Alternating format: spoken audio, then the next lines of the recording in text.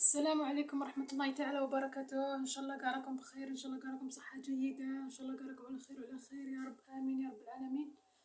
اليوم إن شاء الله مع أم كلثوم جيتكم بالطريقة تاع اللي عندها المقلة تاعها تلصق لها. واش ديرلها باه ما تبداش تلصق لك. البنات، المقلة كي تكون تلصق ما ترميها ما والو.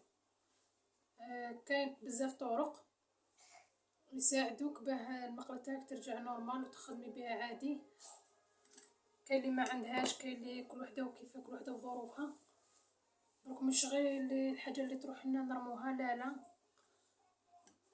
لهنايا عندي الزيت وعندي الملح.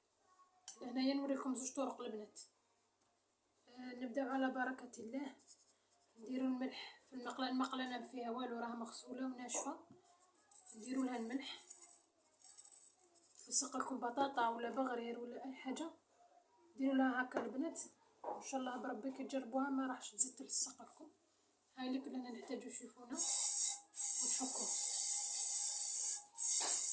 ونحكوها هكا، نحكوها كاع.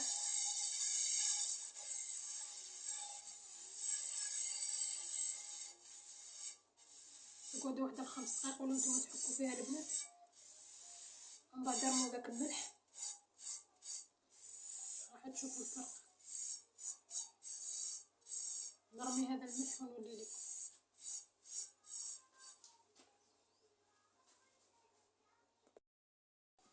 هاوليك البنات، بعد ما ترموا داك الملح تجيبوا البانسو وتجيبوا الزيت ودهنوا المقله تاعكم كاع بالزيت. البنات تجيبوا البانسو ندهنوها كاع بالزيت. راكم تشوفوا البنات بعد ما دهنتها وكي تدهنوها هكايا عاودوا مسحوها وغسلوها عادي وخدموا بها، ما راحش تزيد تلصق لكم ان شاء الله. الطريقه الثانيه البنات، كما قلت لكم، الطريقه الثانيه هي نفرغوا الزيت في نفس الوقت نديرو شويه ملح ونحكوها بالحكاله.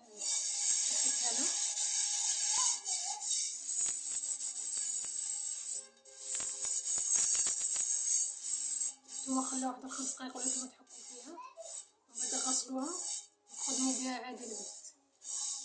نعطيكم نصيحه لهنايا اللي عندها المقله تاعها ما تلصقش ولا جاتها جديده، ما كي تجي تغسلها ما تحكهاش بالحلفه تاع الماعين هذيك تاع الحديد. هذيك هي اللي تخسر المقله وتخليها تلصق.